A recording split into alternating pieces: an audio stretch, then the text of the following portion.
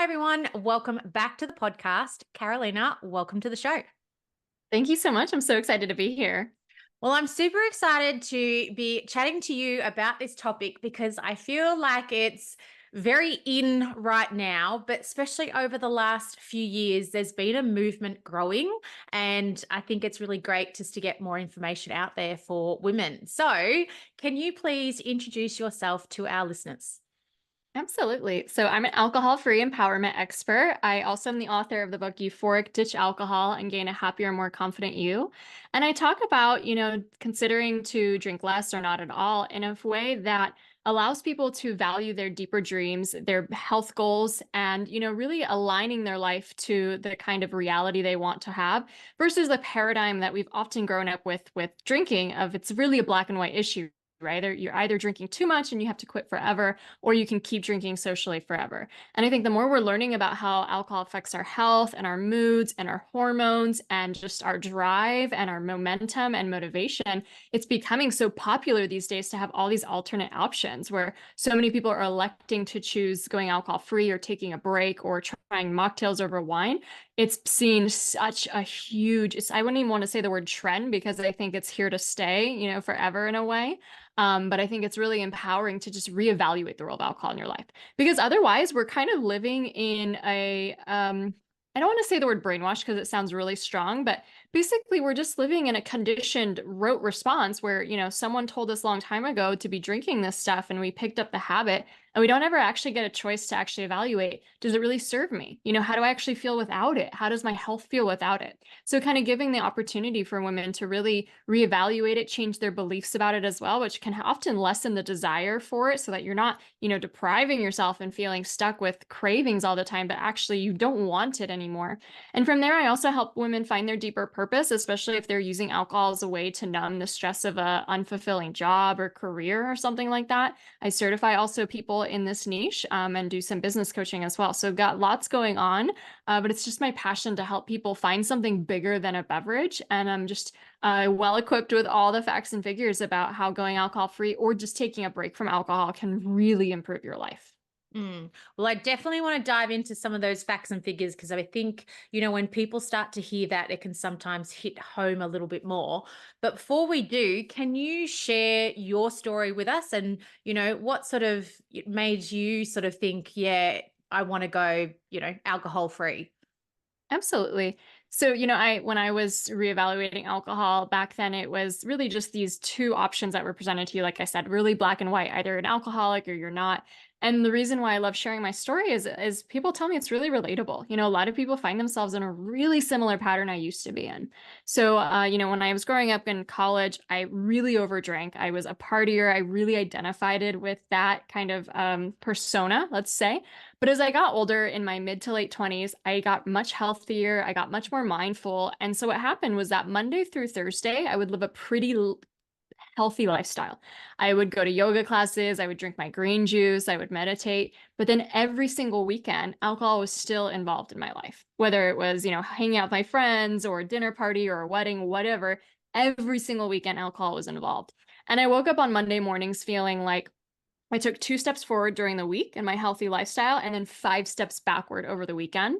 I would feel exhausted. I would feel ashamed. I would feel just, my energy was so low and it would slowly, slowly come back through me throughout the week. And it was Friday again and it was time to do it all over again. And I wanted so desperately to take a break from alcohol at that time, but it always seemed like there was a social event or something that necessitated drinking. It wasn't actually until I heard about dry January that I got this like light bulb moment where I was like, oh, I could just take a break from alcohol and I don't have to explain it to everybody. I don't have to like go ringing everyone around and saying I, have a problem or something. And that was the first time as an adult I actually allowed myself long enough of space away from drinking. A lot of people discover that when they're pregnant, for example, or, maybe some other cleanse or health challenge they're doing. But in that space, I discovered, how my energy really felt without alcohol. It went through the roof.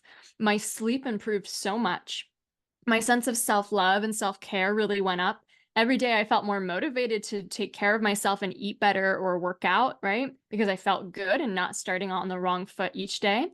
I just noticed my mood really changed too. So I had much more feelings of joy than I ever did when I was drinking. And then February comes around and I don't really believe I'm allowed to continue. That if I want to be a normal adult, I have to drink. And so I drink a few times at social occasions in February and I hate it. Literally, the contrast is so rich. It ruins my sleep. It makes me feel like, pretty wonky the next day. But it also, I noticed that my mood dips even within the minutes of drinking, which was really astonishing to me because I always thought I drank to have fun or to, be happier in the moment. And I noticed that feelings of crankiness, feelings of frustration and impatience were actually flooding me. And I was like, it's very interesting. There's some neuroscience behind why that is. But I really had that like moment of like, wait a minute, this isn't as fun, this isn't fun anymore, really. I decided to take another break at that point. And it's really been 6 years later, the plus that I'm here now, alcohol free. And what ended up happening was that all of the moments that I thought I had to drink through, especially the week, couldn't go fast enough. And I couldn't wait to get to the weekend to have like some drinks with my friends. I didn't recognize back then, but I was actually unfulfilled in my career. And I used that time and space away from alcohol to build a life that was really fulfilling instead. And I ended up quitting my job. I wrote this book, I launched a company, and I spend my day helping people now, which is something I think I was put on this planet to do. And, my whole entire life has changed. I used to work in a cubicle, and now I'm here on a podcast talking to you and, flying around the world leading retreats. So it's just been so incredible. The compound effects of ditching alcohol definitely helped my health. And we'll go into all the ways that alcohol, affects health, but also those more emotional, deep-seated feelings of self-esteem and confidence and worthiness and courage even really increased when I ditched it. So I founded, Euphoric, and I've been doing this ever since because it's just this gift I want to spread and share with other people. Well, that's amazing. And I think it's interesting that you said once you ditched the alcohol, you found, your purpose, more confidence. And that I feel like a lot of people feel like they have to drink to find their confidence, and have fun and all the rest of it. Oh yeah. And I was the same like that, believing that I am very much an introvert and I actually grew up really, really shy. So when I started drinking in high school, it was like, oh my God, this alcohol is this magical elixir. It makes me an extrovert. I thought it was the secret to all my confidence. But over time, one, I mean, there's times I actually embarrassed myself when I was drinking, but it was also this subtle nudge to myself that, I didn't feel confident enough to talk to people or to be interesting or to, be, the popular part of the party because I needed a drink in order to be that person. So it was almost like telling my self-conscious, like, you're nothing, you're not good enough without this drink. And I had to find on my own that the only way we build confidence is actually within, not outside of ourselves, right? And it's just increased also showing up for myself every day has increased my confidence because how many times do we say, oh, I'm only gonna have one drink or I'm not gonna drink tonight? And then you break a promise, you break that rule to yourself, and that actually erodes your confidence over time too. Mm. Well, I know I don't drink very often anymore. A little bit similar to you because when I stopped drinking, I felt so much better. So it's very, very occasionally that I would have one, at a special occasion or something. But I remember thinking, when I was in my 20s and I was drinking, I'd have the first drink and I would feel, amazing. It would feel like it would, bring you out of your shell a little bit more. You're a bit more social. And then you felt so good that you'd have another. And then as soon as I had that second one, I would almost start to crash back down. And it would be the reverse feeling of what I thought I was feeling in the first one. So it's interesting how obviously everybody feels differently, affects people differently and emotionally. But what are some of the sort of health, I guess, detriments towards drinking alcohol? Yeah, let's start with mood because that's kind of where we were, talking about just now. So obviously we have that 20-minute buzz and it does feel good in that moment. What we're doing is releasing an artificial amount of dopamine in the brain, way more than the brain would ever feel naturally. And so what happens is that as alcohol is also a depressant, our body has to react to that. And our body releases counter depressants in our body, which are stimulants. So it's releasing cortisol, adrenaline, and dynorphin in our body. So that all makes us feel very stressed out and wired. But we don't feel that right away because that depressant nature and euphoric nature of alcohol is immediately the first effect we feel. So sometimes if you have one drink and then you feel that euphoric feeling the first 20 minutes, you'll notice a crash in 40 minutes or 60 minutes or 70 minutes. Most people don't wait that long because they have another drink, right? And so you kind of push it off. And so when you push it off, the kind of crash can come in the middle of the night. So a lot of people wake up at 3, 4 a.m., they can't sleep, and it's this like jolt of adrenaline. That's literally the effect of alcohol, or feel a lot more anxiety the next day and or weeks even. So there's this low mood. In addition to the cortisol and adrenaline, we also release something called dynorphin when we drink alcohol, which is basically the opposite of endorphins and makes us feel really low and sad. And so they found actually that people who commit suicide have a high level of dynorphin in their brain.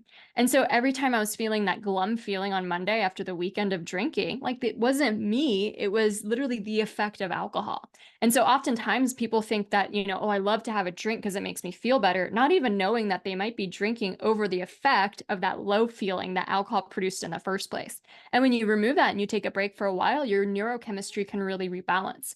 In addition to the artificial spike of dopamine that's released when we drink alcohol, our brain is like, this is too much. This is fake, right? So what happens is the receptors that catch the neurotransmitter of dopamine, they start retracting away. So we're actually becoming desensitized to dopamine. And we're also desensitized to dopamine that's happening more naturally. So, a hug from a child or a belly laugh with a friend start to lose that sense of happiness as we are more and more exposure to alcohol, as you say. Alcohol also lowers not only just our receptivity to dopamine, but also our serotonin and GABA levels, also making us feel low. So as a drinker, all this science, let's just, interpret for a second. As a drinker, I felt pretty low all week, and then I would drink and feel these spikes, right? And as I took a break from alcohol and rebalanced my neurochemistry, all of a sudden normal life started to take on a much more happier, much more peaceful sense without needing these crazy kind of spikes to feel better. Plus, there's so many ways to get naturally dopamine, whether it's doing a cold plunge or a sauna, or even things like journaling, watching the sunset, that you can dopamine stack to feel so much better without these kind of artificial highs and all the negative consequences that come with that.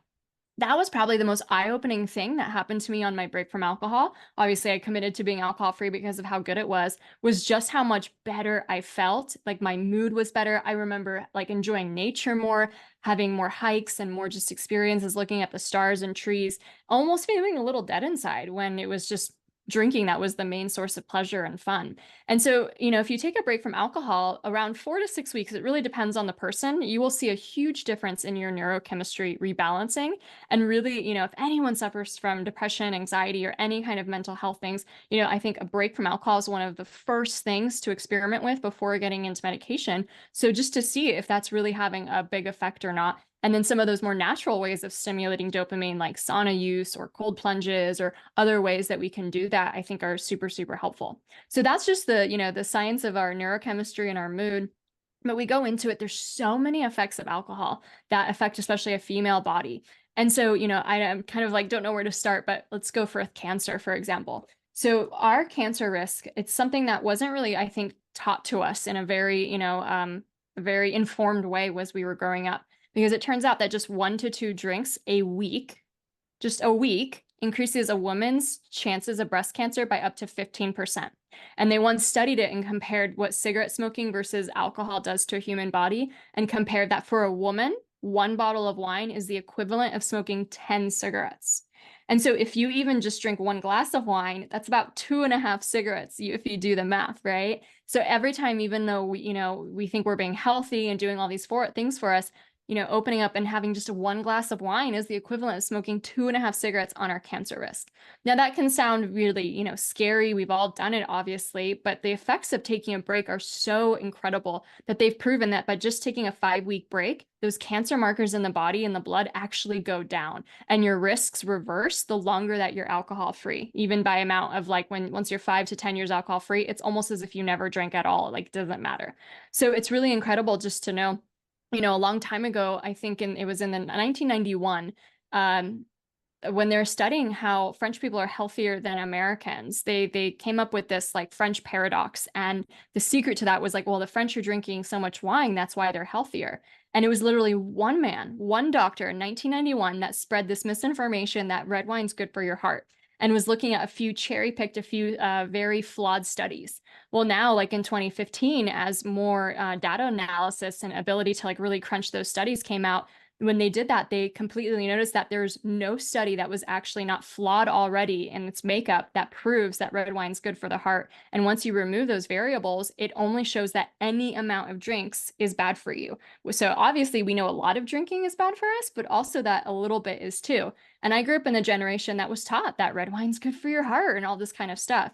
And so it actually heightens our blood pressure, it heightens our blood cholesterol because it creates more inflammation in the body, and it raises our heart rate, but without that extra exercise that actually is good for us. Over time, making our risk for heart disease so much higher with drinking involved versus not. And I had the most incredible effects of taking a break. They've also studied it when my blood pressure dropped almost immediately in like the first week or two. My blood cholesterol dropped by 50 points, right? And my resting heart rate went down too.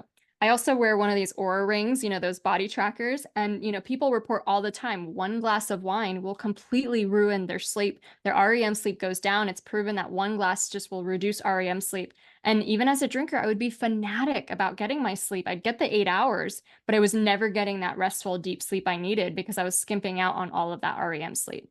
So when it comes to, your sleep and then your heart disease risk, those things also improve really quickly with taking a break from alcohol and can really heal. So I don't want to ever be, the scaremonger who's giving out the bad statistics about how alcohol is bad for you. Because what really the message should be is this is what can improve if you took a break from alcohol. So if you're struggling with high blood pressure, high cholesterol, or poor sleep or anything like that, it's so easy.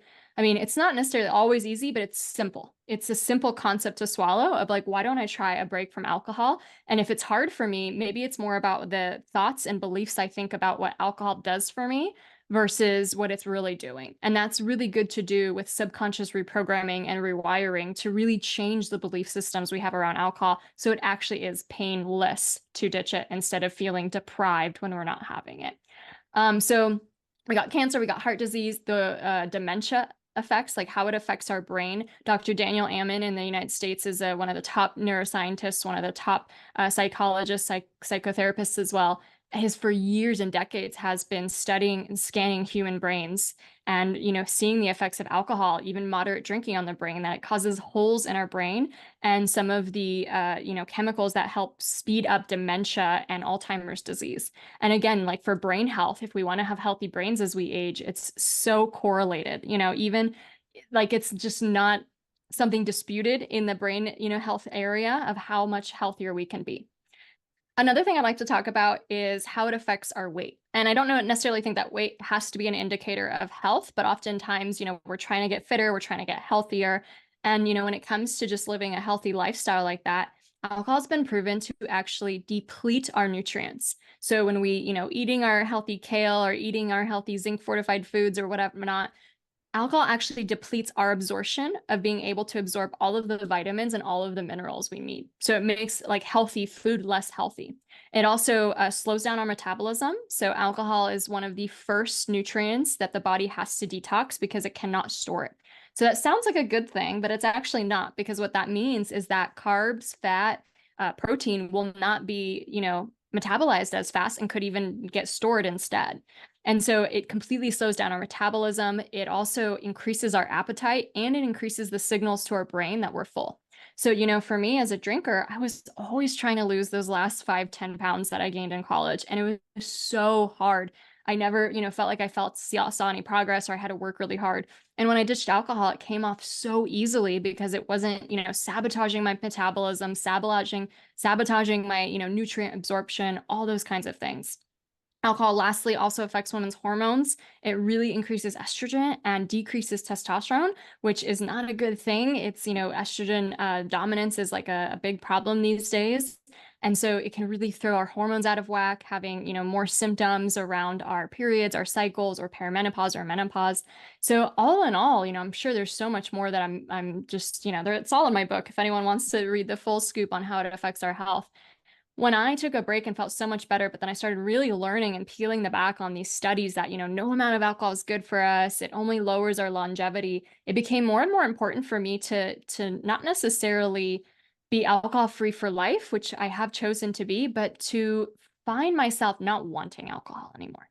And that's a process that I walk people through my book and my programs of how can we actually remove our desires for alcohol? Because then it's not about depriving yourself or telling yourself you can't have this thing. It's about not wanting it at all in general.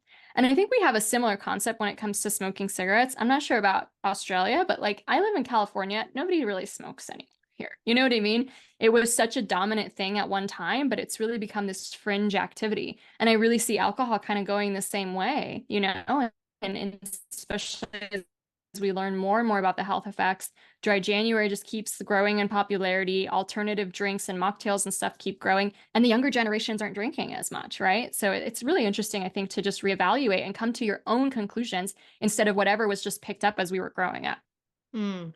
And I think that's hard because I think for most of us growing up, we did see, if it wasn't our parents drinking, it might have been relatives or sporting. What gets me all the time is the sporting teams, always celebrating their win with all this alcohol. And it's like there are so many kids watching these games and they will pattern your behavior because that's what we do. Yeah, of course. And it's seeped into our consciousness since we're young, very, very young. Before the ages of 0 7, like a child will almost accept and absorb everything. That's why Santa Claus is such a big phenomenon, right? And we do see people drinking, we see movies and TV. And what I think it does is it establishes this code of normalcy. This is what it means to be an adult. This is how you belong. This is how you socialize. This is how you get acceptance among people. And it's really hard when determining if you want to take a break from alcohol. Often that social element is the hardest one to change, either explaining it or just feeling like you might not belong in that moment, and all those kinds of things can feel kind of awkward, but it's also a really beautiful thing to grow through. Mm. Well, definitely that normalcy, when you see a movie and, they're constantly drinking their straight up whiskey or whatever every night at the end of the day. And it's very annoying because, you know, if you were doing that in real life, as you said, with all of those negative benefits, you would be feeling terrible. Yet it's painted, in movies and TV shows all the time that that's the normal thing to do, and if you're an adult, or let's just say, a strong guy or a strong woman, you pour yourself a straight up glass of alcohol at the end of the day to deal with your problems.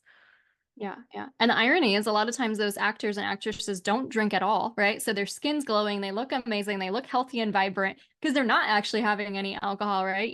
I grew up in the Sex and the City phenomenon, where it was all about cosmopolitans and going out for drinks in the city. Two of those actresses don't actually even drink, So it's like it is kind of uncanny to see it's such an illusion. It really is a marketing illusion that I think is getting popped right now. Mm. And we highlighted all the negative benefits of alcohol. What are the positive benefits? So I'm biased, but I don't know. I think obviously I'm not going to regret what I did before. I think that, having alcohol in my life when I was younger was kind of a necessary growth moment for me to kind of break free and find my footing on my own and my own authenticity and find my purpose and all that kind of stuff. But it's really just it is toxic for us and all of our bodily systems and organs and stuff like that. And I think that the more, evolved and the more conscious and the more health thinking, forward thinking we become, and also more technologically advanced as a society, it's just gonna go away because just someone will invent something better and like more healthy for you than drinking something that has so many disastrous effects.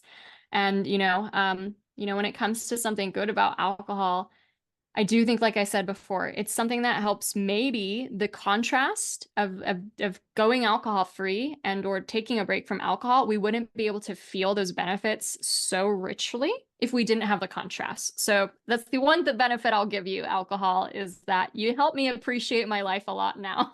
Yeah, but I agree. Other than that, there's really zero health benefits from alcohol. It is not, it's not going to help you sleep. It's not going to help you have more energy. It's not going to help you feel more vibrant or have better skin or live longer. There really is no health benefits of alcohol. Yeah, yeah. And a lot of times we use it as a treat, so maybe I do everything else good, I'm super healthy over here and then I'll drink this to treat myself. And I think that when a treat is wrapped up with so many negative benefit consequences, really, but then also not just ones that are like far reaching into the future, but in the moment, like just knowing how alcohol affects your mood, like sure, alcohol makes you feel better for 20 minutes, but that's not just a 20-minute experience. It's a 48-hour experience at least. And you have to really, be kind of a scientist and see, well, how did I feel in the morning? How did I feel the next afternoon? And really start gauging how this substance makes you feel over, multiple days to really ask yourself, is that a treat? Is it a treat to go out on Friday night to feel like crap for 2 days afterward? You know what I mean? And really understand that you do deserve pleasure. You do deserve rewards in your life. But how can we redefine that so that it's something that really lights you up and makes you feel alive and really appreciated? And there's so many healthy ways to meet our needs. I think we just have to get creative and stop, thinking in the box of like, okay, well, I just come home and drink alcohol. Another really beautiful thing to that is that a lot of times we're using it as a reward to get through something we don't actually enjoy. And so I think when you remove alcohol, it becomes more apparent that you're not enjoying that, whether it's a job or a career or relationship or some kind of social situation, and you actually have the drive to do something about it. I've known so many women, for example, who have changed careers because they were unfulfilled and bored or restless or burnt out in a previous career, only to find something so much better and so much more aligned for them. So I do believe that our emotions are giving us these signals and these messages for a reason, and we're meant to actually listen to them and do something about them instead of just drink over them and then numb them and repeat every single day over and over. Mm. Well, alcohol can be used as a coping mechanism, as you were saying, to get you through the week or to get you through a stressful situation. And I think more often than not, many of us can fall into that trap of, we're just going to have one, we feel really stressed out. This will calm us down, but then it becomes a habit. And then that's when it can escalate as well. Yeah, of course. And habits are so strong, they go so deep in our brain, I mean, anyone who drinks alcohol has not been doing it once or twice, right? It's something you've repeated hundreds, if not thousands of times. But what's really cool is if you lean into the science of, rewiring your subconscious and, really doing belief change around it, you could literally not miss it, which I think is really brilliant. Mm. And if someone's listening in going, yes, this is sounding really good. I want to potentially experiment with taking a break or going alcohol free. Where do you suggest they start? Yeah. Well, I think just like leaning into that intuition is really beautiful. My intuition was telling me to take a break from alcohol for years, and I never listened. It was always, no, I have that event on Friday. Sorry. And then when I started to finally listen to that voice, I really felt like there was something that was guiding me, something bigger than me. And so I think that if you already are hearing that, you should pat yourself on the back to know that, wow, I'm very intuitive. Everyone else is doing something because society told us to, but something within me is saying, no, I want to find my own way. I want to find a path of happiness and alignment for me. When we value things like health or mindfulness or deep connections or, drive or purpose, we ask ourselves, is alcohol really aligned to those things? And when it's not, it brings us pain, even if we're not consciously aware of it, right? When we're living our lives out of alignment, when one thing throws off the things that we care about the most, it really does bring us a lot of cognitive dissonance. And I think that's really typical of people who live a very healthy lifestyle because it's like one thing doesn't fit with the others, and it becomes so much more apparent than when you're living an unhealthy lifestyle and everything is kind of out of whack, if that makes sense. So I would say the first place to start, is definitely like lean into conversations like this. There's a lot of like literature and data out there on the internet these days about going alcohol free. I definitely recommend my book, Euphoric Ditch Alcohol, Gain a Happier, More Confident You, because it's going to give you an 8-week guide that you can follow as you go and really tackle different things like socializing and forming new beliefs and finding new pleasures and your creative side as well. But any other podcasts you can listen to is amazing. Any other books you could read. This Naked Mind is also a great book. It's going to be super helpful just because for so long we've been programmed with this alcohol marketing programming about like how, cool and sophisticated alcohol is. So we almost have to rewire that with more mindset work and information in our brain. But then I would suggest to just start. I think a 2-month break is probably like just magical. Like it's really going to change things. 3 months is going to be wow. Like you're really going to see a huge difference. But even a month is amazing, right? Like the next, dry month you want to try, it would be great. And if you're someone who that really intimidates, even taking 3 days off is going to start building the muscle so that you're not always as dependent on alcohol. And I think that, any effort is a valiant effort. This isn't about just being abstinent for the rest of your life. And if you fail, you're a failure. You know what I mean? It just teaches you in that moment, oh, did alcohol actually serve the need that I was looking for it to serve? And we often learn and say, no, it didn't, you know? Maybe you're experiencing grief and you reach for alcohol, like we talked about, and it actually makes it worse in the end. And you learn that lesson that, like, it doesn't actually help when I feel sad. Like, I'd actually rather express my sad feelings. And so, it doesn't have to be a perfect journey. It doesn't have to mean you never touch it again when you start your journey, because there's all of these kind of lessons. And that's really beneficial, I think, to really learn about yourself and the needs and uses that you're using alcohol for. So commit to a break and get into the literature, read the books, get my book, get into other podcasts. I have a podcast as well. It's going to be really helpful because it's going to start changing the dominant kind of information that's going into the brain. Because the rest of the world, even though this movement has been growing for years now and it's getting much bigger than it ever has before, the rest of the world still glamorizes alcohol. We still live in that illusion of alcohol. It's still everywhere. Our friends are still drinking. Our families are still drinking. You know what I mean? Oftentimes, the women I work with, I think, are so brave because they're the first in their social circle to give this a try and to go alcohol free. And I think that takes a lot of bravery to listen to your intuition and say, you know what? I'm not feeling very healthy with alcohol around. Why don't I try a break? I think that's the bravest, most intuitive thing you could do. Yeah, I agree too, because it is hard sometimes when you're out and everybody's drinking, and some people can put pressure on you and be like, why aren't you drinking? Like there's something wrong with you if you choose not to drink. So, if people are listening in and they sometimes have that, do you have any sort of tips or what you can say back to people, if they're in those sorts of situations? Yeah, great one. So it's really good to understand that oftentimes if you're not drinking and someone has some issue with it, they are cajoling you into drinking, it makes them more comfortable to drink. It's probably a red flag about their own relationship with alcohol, because someone who's really comfortable with their relationship with alcohol wouldn't respond that way. So it makes them uncomfortable that, they're drinking and you're not, and what that says about you and them respectively. And so that's also kind of a breath of fresh air to know it's not some cool kid trying to get you to be cool. It's actually an insecure person trying to, put their insecurities out on you. What that means is it means nothing about you. It has nothing to do with you, truly. And I think when we start to recognize that more and more people are choosing this path, but also, like we said earlier, so many celebrities, so many thought leaders, people like Tony Robbins, Deepak Chopra, Brene Brown, Gabby Bernstein, what do they all have in common? They all don't drink alcohol. And so one of the ways that I've even just changed how I wear my alcohol-free identity and the freedom and confidence it gives me is to identify with these really successful people who don't drink. And I just imagine Tony Robbins at a party, right? And someone offers him a drink and is kind of egging him on to drink. Like, he's not going to take it. He's not going to allow that to make him feel bad about himself or anything like that. He doesn't drink. It makes him more successful. End of story. You know what I mean? Not that you have to say anything like that, but it's kind of just something to think about. Like, think of your favorite celebrity, find one that doesn't drink, and kind of embody their energy when you go out. And it can feel a little bit like you have more confidence and a little bit more rooted into that identity of, like, who cares? Like, it's just a beverage at the end of the day, right? We're talking about the choice to have a beverage. If, like, you're gluten free, for example, and everyone's eating bread, is it really a big deal that you don't eat the bread? Like, we're talking about a beverage. Should it really matter what's in my cup versus another cup?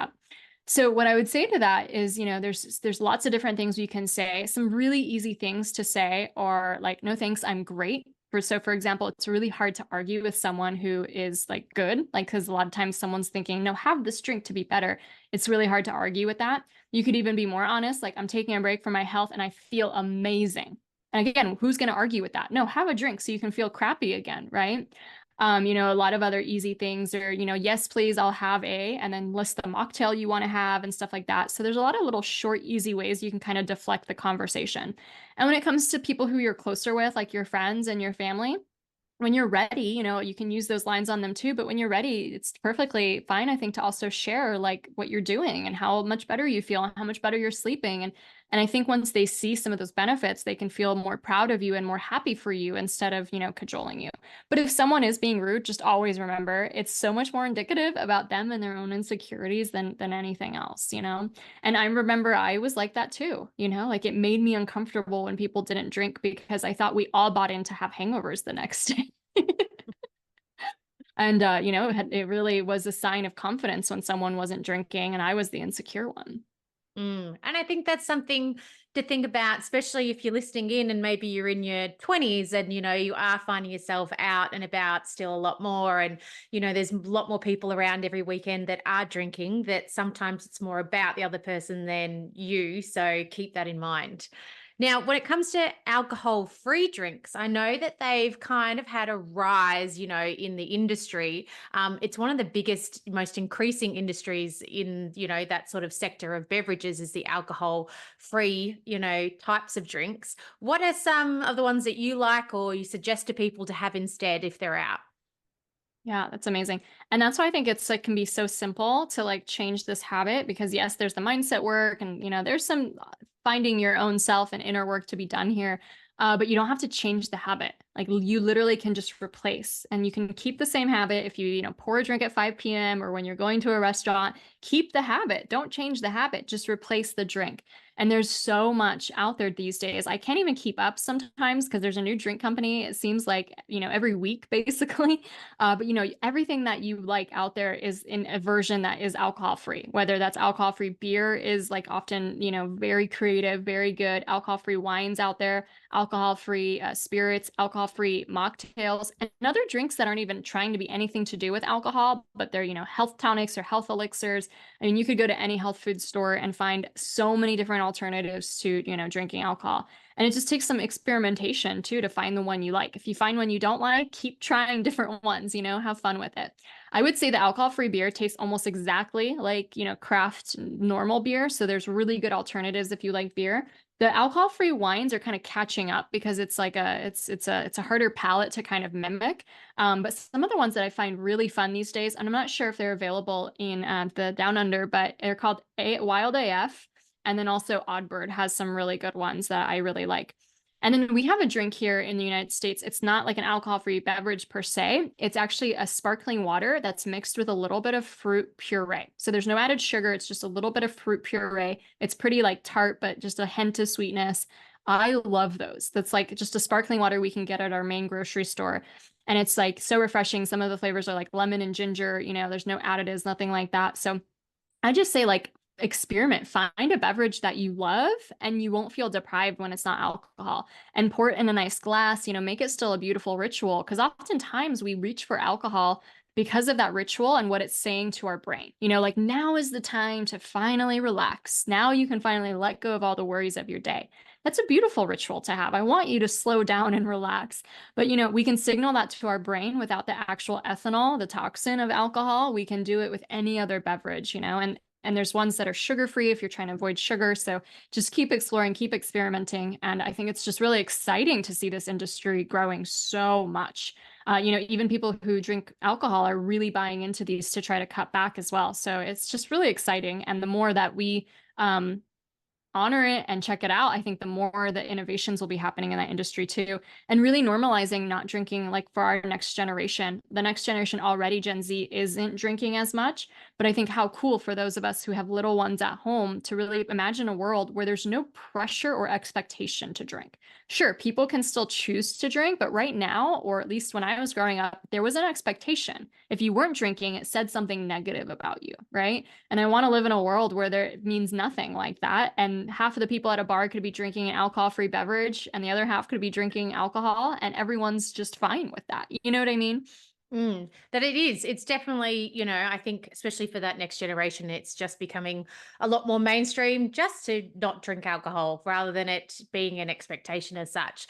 But I know whenever we go to somebody's house for a barbecue or something, there is an expectation to bring a drink. Everyone usually brings their own drinks. So I will often just take some kombucha with me, or similar to you, I'll make up just sparkling water and put some mint leaves or raspberries or something in it. So I have something to drink, but it's not alcoholic, because most people, are bringing their drinks along, and generally they're alcoholic drinks. So it's nice to have other options if you're not going for alcohol. Yeah, absolutely. And just so much out there, so just anyone who's interested, just open the door to that world. You will have so much fun finding all these new drinks out there. Yeah, for sure.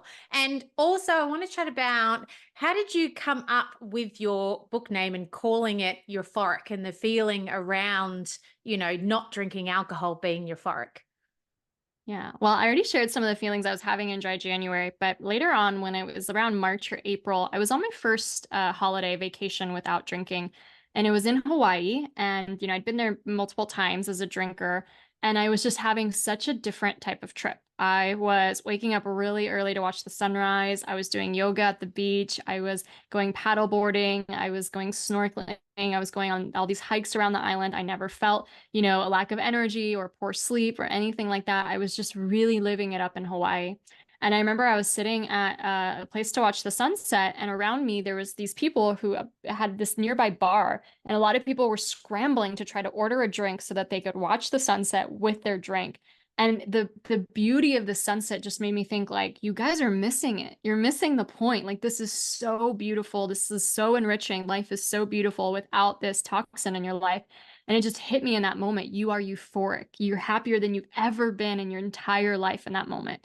And that word that came to me not only described the feelings I was feeling, the beauty I was feeling of the world in that moment, but also the message and the book and the business I was meant to launch with that name as well. And I think that's like, really truly what I believe going alcohol free does feel like. We have this opposite illusion, this tie that euphoric means you're doing drugs or you're drinking alcohol. I think it's the total opposite, that living free from that truly does make you feel euphoric. And, there's often that stage when we decide to change our relationship with alcohol where it does feel so good. And I think that if you don't want that to wane and you want that to carry through in your life, keep on focusing on gratitude, but also keep challenging yourself, keep pushing to the next level, whether it's finding deeper purpose or passion or fulfillment in your life. Keep doing things that scare you, and you will always feel that euphoria coming around. So it's something that I just love to share with people. It's really a gift I want to give to others. I'm not like a prohibitionist or saying everyone in the world needs to quit drinking. I'm only talking to the people who are already feeling that intuitive nudge and that bravery, and giving them permission to do something they've probably wanted to do for a long time now anyways, and like literally giving a gift, because you get the gift of health and you get the gift of energy and better sleep and better relationships and confidence and courage. And then I could go on and on and on. And, that's kind of how I wrote my book, was the 1,000 benefits you get when you ditch alcohol from body, mind, and soul. I'm so excited about that. And, as I've worked deeper into this field, I love helping people find their deeper purpose and really find that sense of meaning and fulfillment. I love helping women find themselves on retreats. I also have a certification program for people who want to become coaches, because I think at the end of the day, fulfillment is what we're all here for, looking for. And sometimes we just start, get stuck in these patterns or these unhealthy habits or these mindsets that just aren't helping us as we're trying to find that fulfillment. We even forget it's possible for us. So just want to spread the message of that. And hopefully that word euphoric can mean that same kind of principle and concept for you too.